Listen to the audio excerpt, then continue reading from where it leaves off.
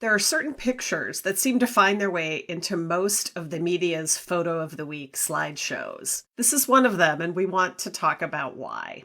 This photograph was taken by Drew Angerer for Getty Images. In the picture, we see Chao Kui-ji, a 9-month-old male giant panda cub, climbing in a tree at the Smithsonian's National Zoo in Washington, D.C. on May 20th. The cub first began to walk on Thanksgiving, just days after the zoo closed to the public due to COVID-19. The zoo has just reopened.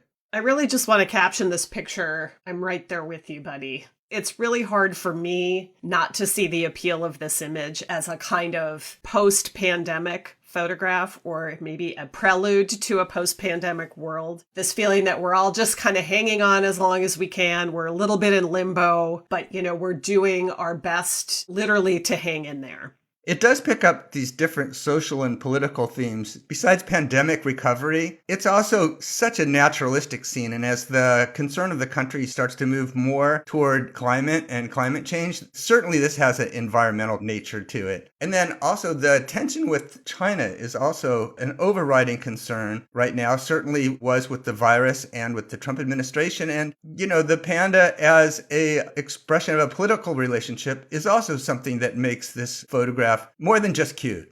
Thinking about the panda as a kind of social media icon for our times is really interesting. I think those political resonances you mentioned, this idea that the pandas and the entire zoo itself has been on pandemic lockdown with the rest of us, but is now opening up. And, I also think back over the winter to those videos circulated on social media of, the pandas sliding in the snow and seemingly enjoying themselves immensely. So there is this kind of iconic panda as household pet narrative that plays out here, but it's also tied to these larger and pretty dramatic social changes we've been under. I mean, it seems pretty silly to suggest that, cute floppy panda hanging out in a tree could have all of these resonances. But I think those are many of the ways that media are picking up on images like this one in particular. I also wanted to talk about something that we don't address that often, but is really in play in most of the images we look at, which is the media edit of whoever is in charge of picking out the one of what is always multiple versions of a particular scene. I looked at a lot of different versions of this photograph that had been published. A lot of them are